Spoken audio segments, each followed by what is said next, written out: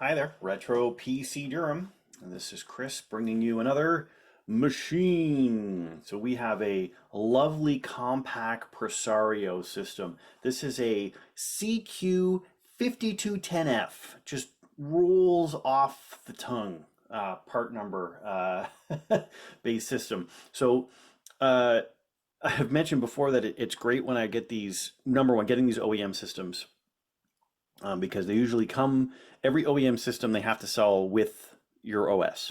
So you're always going to get your Windows license. This is a Windows 7 based machine, which is great because I can do the Windows 7 in place upgrade to Windows 10 and get the system up and running. So I mentioned that's really great.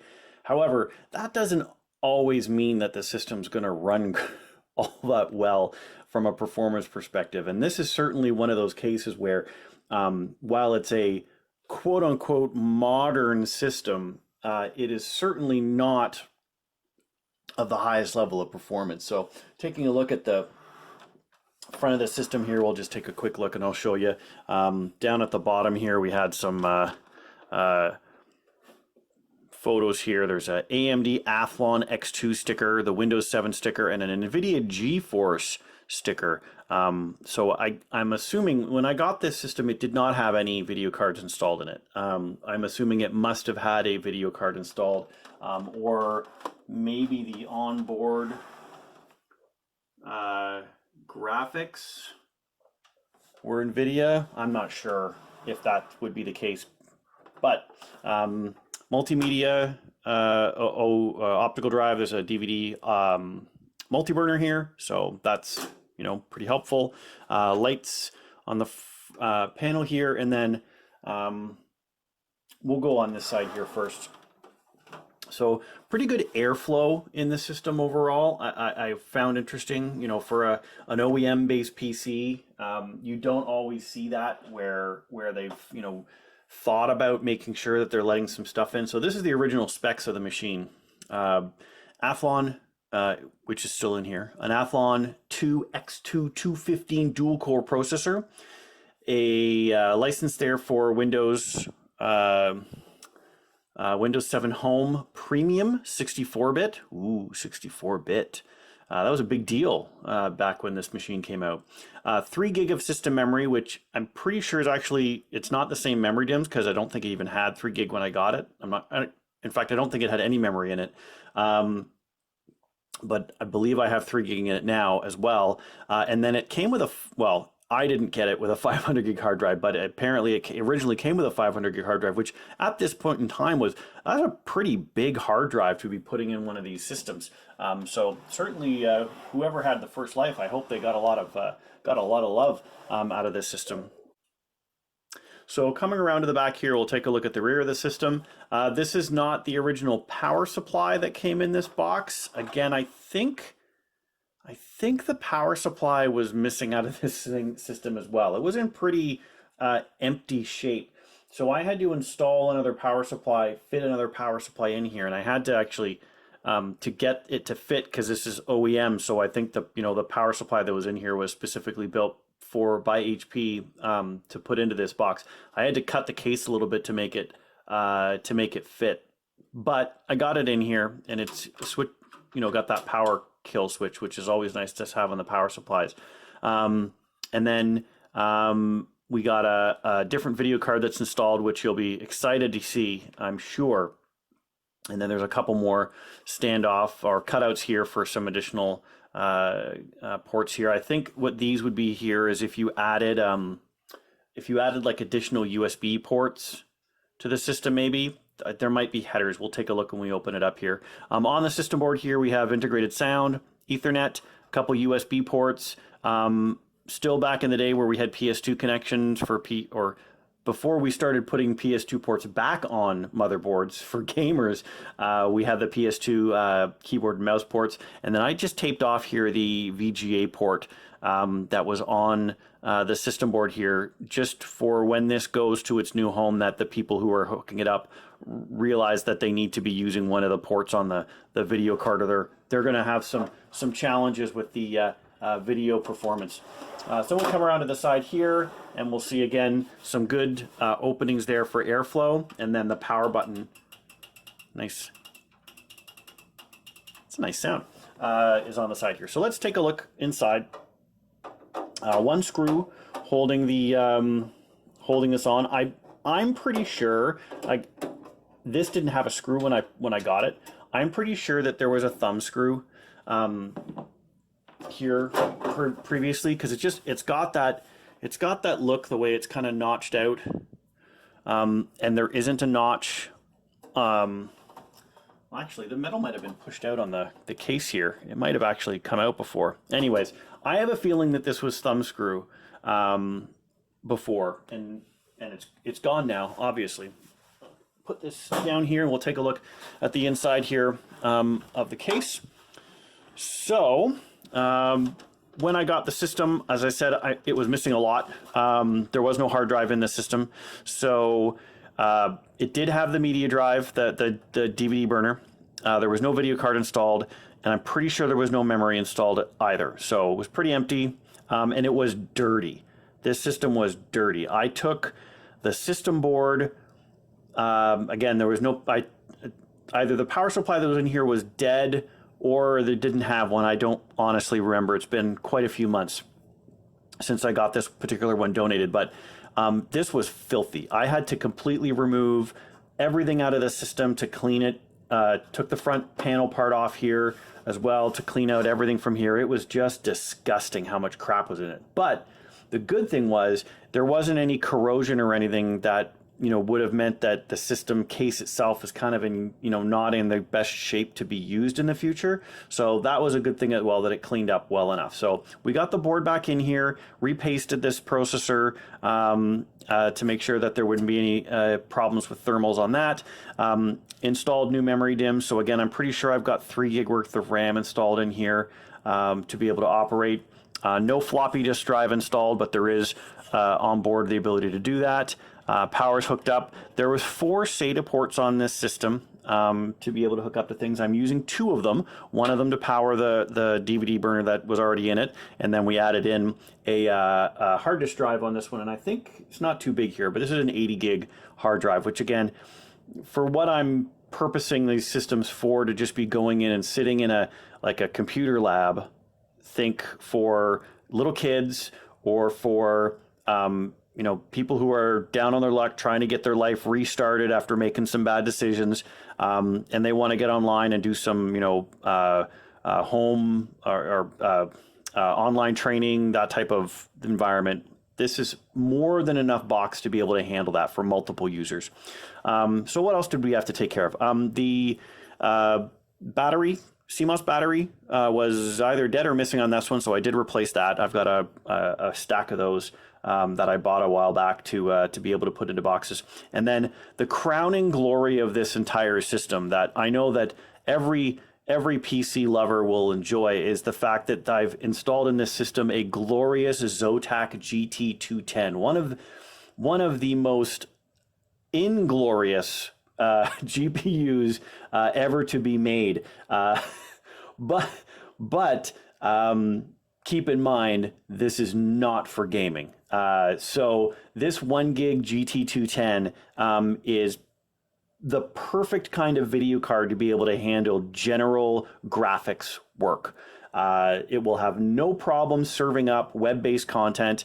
And heck, you know what? When we've got services coming out like GeForce Now, you might be able to play GeForce Now games on a system like this, because you really don't need anything else other than the ability to be able to get yourself online.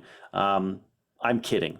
Or maybe I'm not. I don't know. I haven't tried it yet. So GT210 is it's what's in here, and that's generally what's going on in the system. And as I noted, I don't think I see, just taking a look inside at the system, I don't think I see any additional headers. There is, so here's the headers for the USB, front USB ports are this cable here goes down, and then this one over here goes down as well. These 4 cables in total. There are some spots on the system board where it looked like additional connections could have been soldered on. But they weren't. Yeah, so there was FireWire could have been installed on this one. And sorry, there is one more there is one more USB header here that wasn't connected. So if you had another dongle, like, hold on a second, I got something like this is going to be filthy, but this came off another system. But if you've got something like this that came, you know, maybe I see a lot of like motherboards. You buy retail motherboards and they come with stuff like this that people sometimes never even use. And this is off of an old system that actually had some corrosion. So you can actually see the corrosion here, and God knows what that white stuff is. And why am I touching it? So this is it's got a MIDI port here, and then it's got these two USB, I guess 1.0 ports. But that header, right, will plug into the port on the system. And then if you had this, not this size, but if you had this just on its own, would be something that you might install in one of these slots here, and kind of, right, you can see here that I've got these screws here that you might screw it into its own kind of spot on the board. So that's something that you might possibly be doing to expand this system. All right, so I think we're ready to go here. I'm going to put the case cover back on.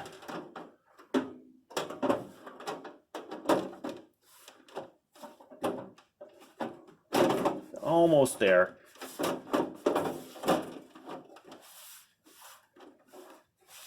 Okay, putting these lids back up, these doors back on when it's standing up, I often find it's easier if I just put it flat so I can make sure that I've got everything kind of, all the teeth kind of lining up and fitting in properly. But we're good now.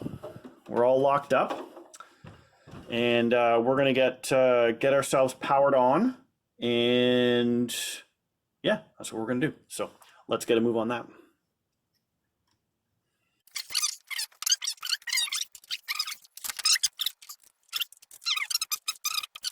Let me do the old, yeah, we gotta switch the switch on the power supply, and then ooh, pretty. Look at that pretty, look at that. Oh, listen to that. So I do remember on this box, the fan on this power supply, I think I need to take it out and clean it before I send this off, because it takes a little bit of time to get itself rolling. And then once it's actually up and running, it's significantly quieter.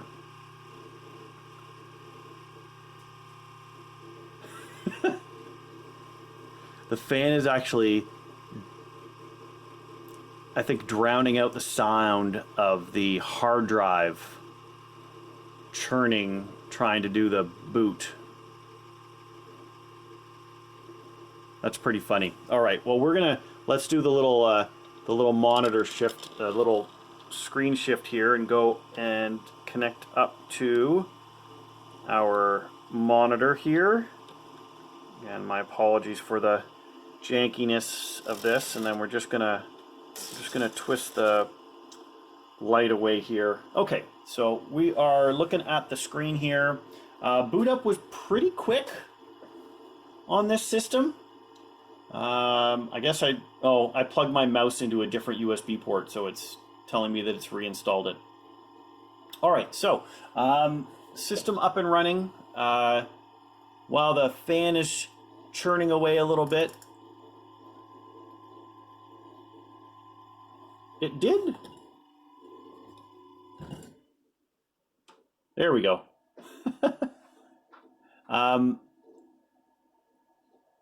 Missed out on the lovely hard drive sounds there. So let's just boot up hardware info 64. Thank you, Martin. And have it grab all of its necessary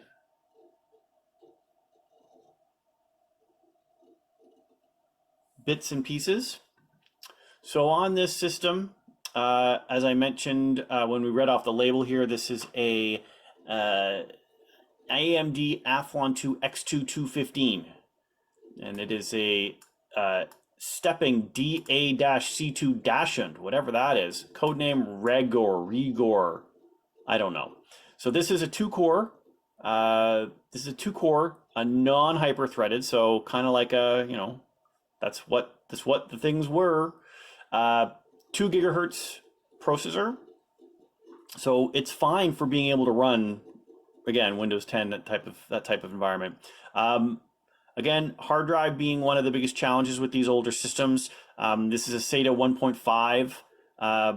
1.5 connection. So we've got a 1.5 SATA drive here. It's an 80 gig. It's more than enough space just for general use. We're not going to be saving stuff on this system if it's going to be in a computer lab. People are going to plug USB keys in if they want to take something with them, that type of environment. Or just have stuff saved on their Google whatever. Memory, again, it's 3 gig of RAM. There are 2 DIMMs installed. We've got a pair of Transcend memory DIMMs, a 1 gig and a 2 gig that we've got in there.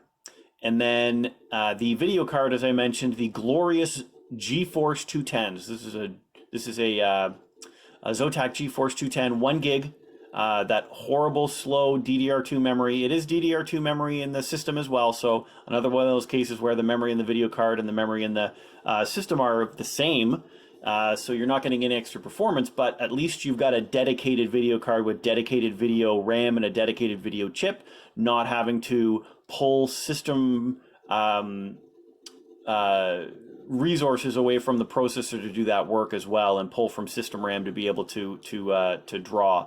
So it's always, I think it's helpful to keep that discrete graphics card in a system where possible. Also, you're not gonna, I doubt that the onboard video card that this thing had, is it even gonna show up? It's probably not even gonna show up on the system here in hardware info, because it might be even disabled in the BIOS, but you're not gonna get that much memory, I don't think, accessible in this box.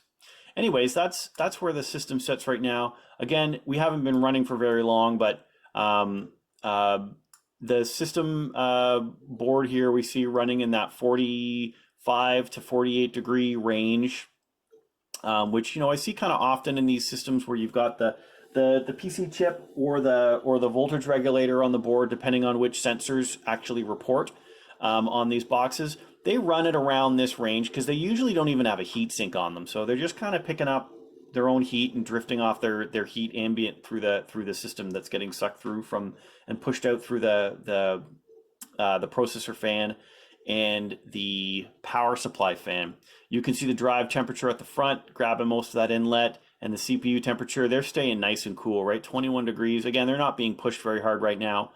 That GT210 is a passively cooled card, so it's doesn't have a fan on it to cool it, so it's just picking off its heat off those big fins that were wrapped around it, so it's running at just under 40 degrees. I think if you put some pressure on this one, you probably get it up to around 50-55, which is still fine. I mean, you're not in bad shape in that type of environment. So let's take a look here. We'll launch the old Google, and pop on over to the YouTube, and we'll do the quick frame test. Again, where I might on a newer machine, you'd run like some benchmarks, right? You'd run gaming benchmarks. You'd run a benchmark on a render time or something like that. On a Windows 98 PC or a DOS PC, there are some benchmarking tools you can have to show how those actually run. You can do like a Quake benchmark or something. I like to show on this what the system's going to actually be used for, and what the type of experience is. So if I'm going to show you the benchmark for running a Google Docs or checking your Gmail account or going to your library website, it's not really going to be all that exciting. So the most stressed I think a system like this is going to be doing some streaming video. right? And the easiest one, obviously, on the internet to go and grab is let's pop over to YouTube and take a look. Now, I haven't been to the YouTube on this system yet, and the way you can tell that is I have not enabled dark mode, which is a terrible sin on my part. I deeply apologize to you for having to deal with that screen and not having dark mode enabled. What a terrible human I am. Let's go over to the video section here. Maybe we'll pick a different one today. We're not gonna pick Fast and Furious 9 today. We're gonna take a look at something else. See if we can. Let's do this Spiral 2020. This is a new Samuel L. Jackson and Chris Rock thriller. I do not have the sound enabled on this system, meaning I don't have a speaker plugged into it. Part of that is just from time-saving perspective, and also when we do like a video like this, it saves the automatic copyright claims from coming up. So we're gonna grab this. We're gonna auto swap the quality up to 1440. And we will go full screen, and we're gonna check and see how terrible the quality is. So I'm already seeing some frame skips here. That GT210 is just saying I do not know how to do this kind of video. But it's not terrible. You're not noticing it all the time. So if we switch to 1080p and give this a second, I think, yeah, I can already, it skipped it for a second there, but I was going to say I could already tell that there's definitely a noticeable difference in how smooth things were flowing. But I could be wrong. It may be necessary to dial this back even as far as 720p just to make sure that things work out okay. So, all right. And this looks like a very scary movie with lots of gore in it. So I don't know about that. We'll see if this movie comes out to theaters if we want to play it. Anyways, Chris Rock's starting to look his age a little bit. Looking like a man in his in his 50s. Cool. All right, so there we go. There's just this lovely Compaq Presario with the long unintelligible part number name that we've got ready to go. Right, a little swivel here back and take a look at that lovely blue power button. So this box again is going to a new home very soon. We've got a church group that is going to be setting up like a computer lab area in their children's section. And it may get used for some other stuff as well, but it's certainly going to be helpful to have a bunch of computers that they'll be able to get on their internet. They'll have some, educational programming or whatever they're going to do with it. But the most important thing is this box is not going to end up in a scrap pile. It's not going to end up getting torn down for parts, for money for somebody or whatever it is. Someday it will. But not this day. This day, it's going to be going and finding an extended life to be able to keep going before it's time for it to say goodbye. And it's also time for me to say goodbye. So thanks very much for hanging out. Hope you enjoyed the video, and come back for more in the future. Take care.